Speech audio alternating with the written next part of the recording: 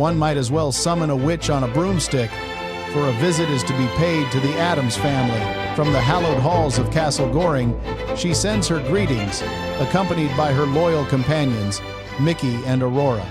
Mickey remains devotedly at her feet while Aurora seeks solace in her embrace, still reeling from the perceived abandonment of her mistress for so many weeks. A tender moment shared before a grand announcement is made. On the 14th of December, the Sunday after next, the castle will once again resonate with the sound of Christmas carols, a tradition revived from the previous year. The esteemed Aaron Choral Society is set to perform, followed by the masterful Timothy Ramsey at the piano. Indeed, the castle boasts a magnificent Bluthner, a fact she confirms with certainty after a fleeting moment of doubt. It promises to be an unforgettable affair. For those who require a reminder, she issues one now, and will continue to do so until the momentous occasion arrives, believing that such repetition is essential. But a more sinister matter has emerged, as she acknowledges the overwhelming support received in the face of a vicious trolling campaign orchestrated by none other than Meghan's Sussex squad. It is revealed that they attempted another nefarious act behind the curtain, a desperate bid to sabotage her efforts elsewhere, an attempt that has utterly failed. A direct and chilling message is now delivered to Meghan, a message of stark simplicity. She must begin to conduct herself with basic human decency to ever reap its rewards. One cannot, she is warned, expect the accolades of humanitarianism while practicing inhumanity. Nor can one expect the rewards of authenticity when one is a consummate fraud, a phony so profoundly inauthentic as to make a $3 bill appear genuine. Her relentless, covert machinations are called out, not only against this commentator and others like her, but against the King, the Queen, Prince William, and Catherine. A stern warning is issued. She should not mistake the world for fools who are blind to her schemes. She is decried as a rancid fraud. While she may have successfully deceived the so-called banana lover with her charms, she is not fooling everyone. Her true nature is as clear as glass, and many see directly through the facade. She has dared to continue on her path, for it leads only to her destiny as a prime example of spectacular and absolute failure. It is noted as a perverse accomplishment, a spectacular descent from being one half of the world's most adored couple to one half of its most reviled. This downfall, it is declared, was engineered entirely by her own efforts, built upon a foundation of lies, ingratitude, and a shocking lack of appreciation for the countless opportunities and kindnesses bestowed upon her. The question hangs in the air. Has the reality of her situation not yet dawned on her? Clearly, it has not. The truth remains that she is an outstanding failure. And perhaps, just perhaps, it is time to consider a different path to at least feign the nice, kind, and decent person she so fraudulently presented herself as during her relentless social climb. She is reminded of the sycophantic displays, the calculated ingratiation she employed on her journey from middle-class obscurity to the heights of royalty, with many a curious stop along the way. References are made, not to hockey players or wayward chefs, but to other, more sordid affairs best left unspoken for now. The notion that she could possibly prevail is dismissed out of hand. She has not prevailed, nor will she. She is, and remains, an outstanding failure. Were she to possess even a shred of humility, which she clearly lacks, she might recognize the need for professional help, perhaps even to resurrect the very fraudulent habits that served her so well as she climbed the ladder of ambition, whether vertically or horizontally. The sheer audacity of her and her acolytes' actions is condemned. While knowledge of her other dark deeds is held in reserve, it is not for her protection, but to prevent giving ideas to the twisted individuals with whom she surrounds herself, individuals who mirror her own sickness. It is a tactic to avoid inspiring other degenerates, though in this case, the methods observed are the tired hallmarks of bots, fraudsters, and other vile characters. A message of outrage arrives from Bonnie Cody, who expresses disgust that Harry, branded a traitor, has been permitted on Canadian soil. As a proud Canadian and the daughter of a World War II veteran who recalled Harry's shameful Nazi uniform scandal, she pleads for King Charles to awaken and strip him of his title. The response, however, suggests the matter is far from simple, with more pressing concerns demanding the crown's attention. Yet, a stark reminder is issued. Just as Prince Andrew was stripped of his royal status with the mere stroke of a pen, Prince Harry should not consider himself immune to the antidote for treachery. A counterpoint is offered. Canadians should perhaps feel a certain pride, for their country's freedom allows Harry to be paid for a performance that serves only to showcase the abysmal depths to which he has fallen. It is a free country. If fools choose to squander their funds on such a man, one who preaches public service when the only service he has rendered since abandoning his duties has been to himself and Meghan, so be it. He is set to pontificate on public service and his own supposed virtues. While a fee was paid, it was far from princely, a clear sign of his drastically diminished value. It is speculated he received no more than a handsome 5-figure sum for that appearance. It is doubted he received 6 figures, but if he did, it was at the lowest end of that scale. One must recall the dizzying heights of his departure when he boarded the so-called Freedom Flight, then a J.P. Morgan jet across America, culminating in a stay at Serena Williams' Florida home before his lucrative appearance for the banking giant in Miami. For that single engagement, he commanded $1 million. How the mighty have fallen. It is suggested that Decimus should become his new middle name for those unfamiliar with Latin. It means the 10th, number 10. Indeed, his earning capacity has plummeted to a mere tenth of what it once was. Should one shed a tear from the left eye, or the right, or perhaps no tears at all? A new voice, Vivian Howe, remarks that while she believed freak shows were a relic of the past, it seems Meghan has resurrected the entire spectacle. She notes that seeing Omid Scobie, or is it Omid Scabius, forces one to question everything. Then there is Christopher Bouzy, the one they call the Guppy, and this latest caricature of humanity. The question is posed with chilling accuracy. Has Barnum's Circus returned to town? A very good question indeed. It is observed that Omid Scabius has certainly availed himself of every enhancement a surgeon's knife can offer, a trait he shares with his patron, Meghan. As for the Guppy, it is conceded that one cannot criticize the raw materials of God's handiwork. However, one can, and must, criticize what is done with that handiwork. It is asserted with confidence that the Guppy would not appear so repellent if his soul were not equally so.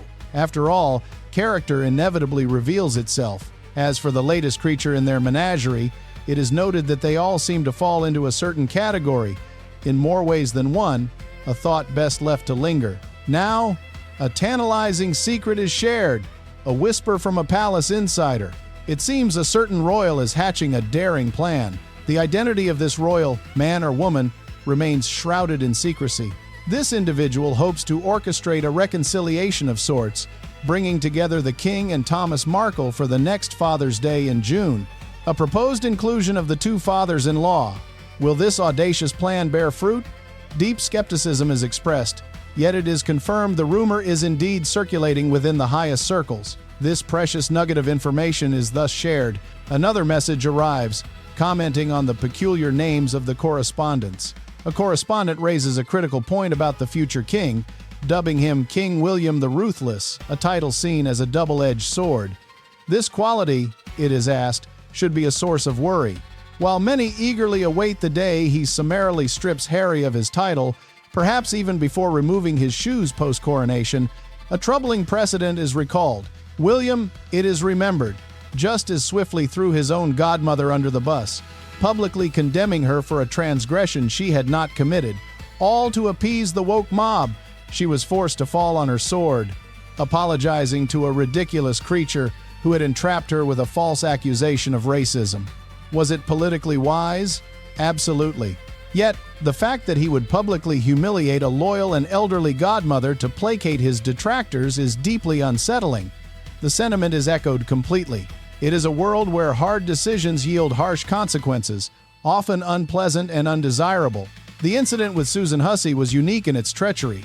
Prince William was on a plane, poised for takeoff to Boston for his Earthshot prize, when the trap was sprung on the royal family. It was a calculated plot, designed to ensnare Queen Camilla herself, a plot foiled only by the sheer decency of Lady Susan Hussey. Her generosity of spirit and her genuine desire to engage with Ngozi Fulani, who appeared in a ridiculous costume that was neither fish nor fowl nor of any real Nigerian consequence, became her downfall. He faced an impossible decision, and he made his choice. Perhaps a more moderate tone could have been employed, but it is crucial to note he never directly accused Lady Susan of racism. He merely declared that racism, in any form, was unacceptable in the royal household. He was fully aware that she resides in a borough where she worships weekly in a black church and was a cherished friend of Nelson Mandela. Thus, if someone had to be sacrificed upon their own sword, Lady Susan was the ideal candidate, for her impeccable history guaranteed her eventual vindication. The situation, therefore, was far from simple. And yes, when one makes such ruthless decisions, the collateral damage often spills beyond the intended target, seeping into far more awkward and unintended arenas. But those who wield the weapon of ruthlessness must be careful to use it only when absolutely necessary. In hindsight, it is believed he made no mistake. While the language could have been softened, his actions sent a clear message. He is a formidable opponent, and the machinations of Meghan and Harry will not prevail. For unlike the Prince of Wales, Meghan and Harry are astonishingly clumsy. They are not adept. They may receive constant attention, but they are profoundly inept. All of their plots and schemes inevitably unravel. William, on the other hand, showed he knows exactly where the bullseye is. A comment from Mary Hodgins observes that, of course, Meghan would strike out, just as she targeted Prince Philip, Queen Elizabeth II, Prince Charles, and then Catherine during their moments of ill health. Bullies, she notes, prey on the weak. It is believed Meghan feels no remorse and has no intention of changing. After a brief acknowledgement of premature Christmas wishes, the response is delivered. This attack is decried as utterly stupid and pointless. It once again plays directly into the hands of their detractors. It seems Meghan, Harry, and their Sussex squad cannot resist soiling their own nest. A bizarre and telling anecdote is recalled. Harry's supposed admiration for Meghan in Botswana, when she relieved herself in the wilderness with the ease of an animal, a moment he apparently saw as a sign of her true essence. He found it admirable. One might have more respect for the woman if she possessed any actual capability, but her incompetence is staggering. Every single one of her plots unravels. The painful truth is that she has not yet learned she is intellectually outmatched by the very games she insists on playing. Unless, of course, her true goal is to become the most despised human on the planet, in which case her success has been breathtaking. And while it is true that bullies attack the weak, the Sussex squad and all the Meghans of this world have discovered that even when their target is in agony, and even when she is medicated to the gills, and even while suffering from one of the most grievous injuries a person can endure, she is no pushover. They have, in their foolishness, provided an instructive lesson to the world. Do not trifle with everyone. Some people are forged from sterner, more substantial material than that fraud and her pathetic sidekicks. A new voice, Teresa Deru, chimes in. Having seen the troll in question, she remarks that between him and Daniel, they form an ugly pair of bookends. Scobie, Bouzy, Perry. What a gang of lookers she has assembled. The accuracy of this observation is noted, with the speculation that perhaps this shared trait is the very basis for her sympathy with them all. Perhaps the connection is a shared, profound unattractiveness. While one cannot help their physical appearance, one can certainly help remaining ugly in spirit. A story is told of Aristotle Onassis, one of the most physically unappealing men ever met, who, within 90 seconds, revealed himself to be one of the most charismatic and attractive human beings imaginable. Not in any naughty way, but as a powerfully attractive person.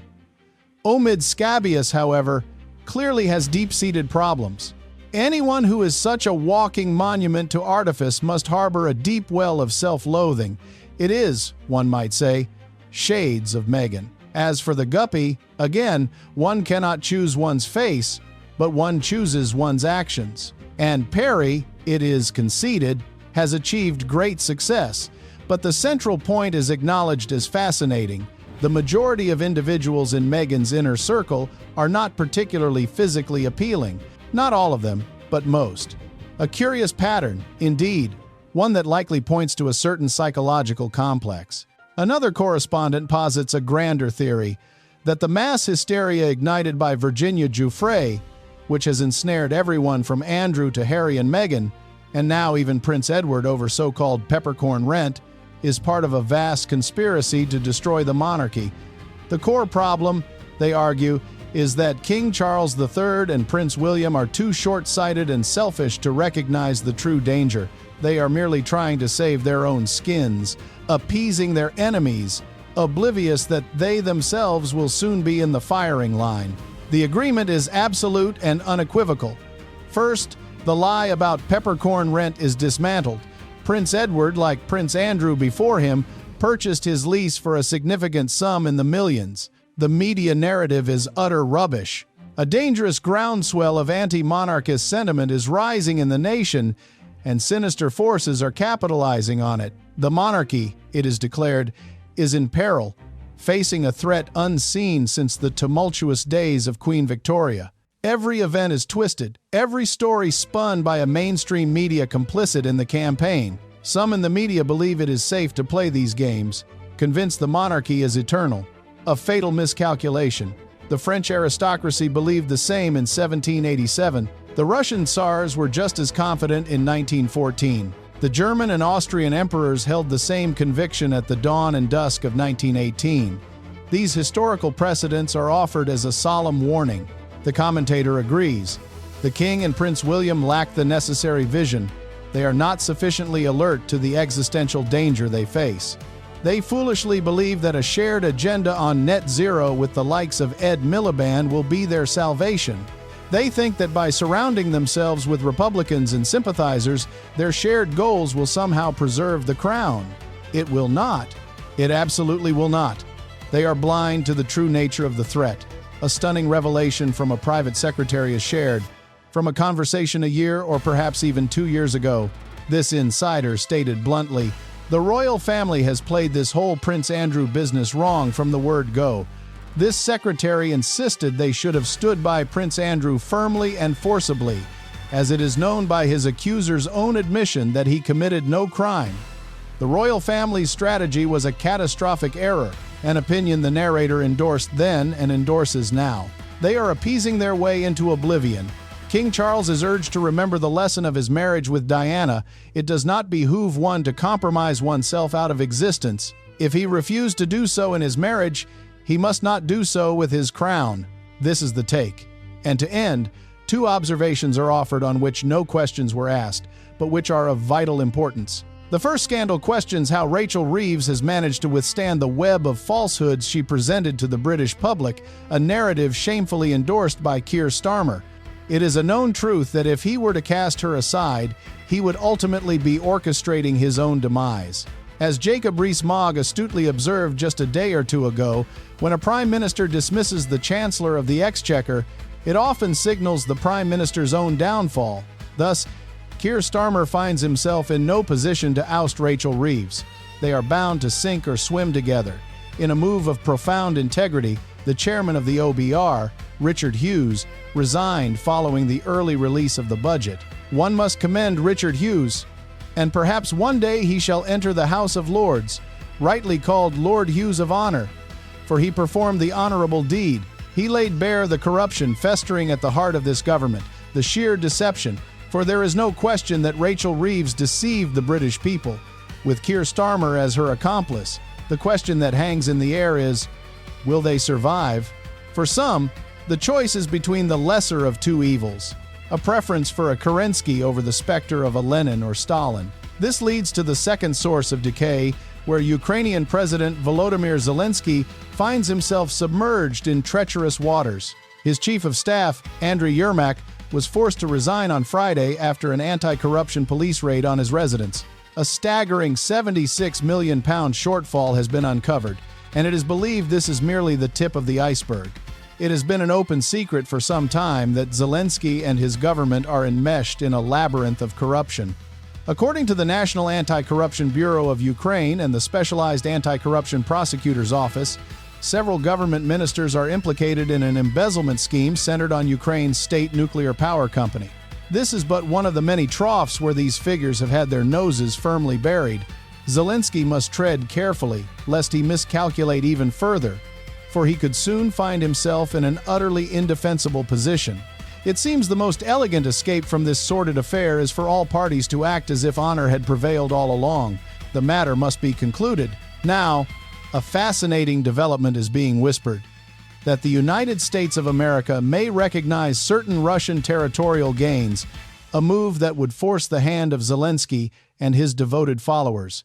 Leaders like Starmer, who cannot speak the truth about a simple budget, and Macron, whose own theatrics are legendary, would see their grand narrative crumble. This entire assembly would love for the conflict to persist, allowing them to parade across the world stage as pivotal players, when in truth, they are merely petty opportunists gambling with the lives of innocent people. One hopes to see an end to it, and it seems the consequences of their actions are finally beginning to manifest. Hopefully, this reckoning will arrive, but not with such force that the situation cannot be salvaged, allowing Zelensky and his band of thieves to sail into exile with their ill-gotten fortunes. History teaches that there are sound reasons for resolving such conflicts with a veneer of honor.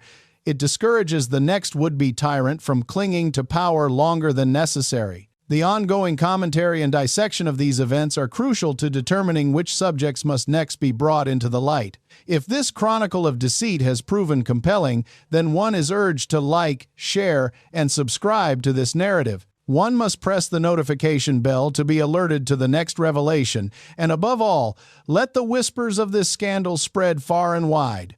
Godspeed. Farewell.